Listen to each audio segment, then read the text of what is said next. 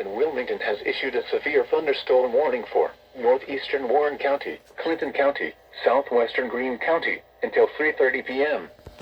At 2:39 p.m., a severe thunderstorm was located near Blanchester, moving northeast at 25 miles an hour.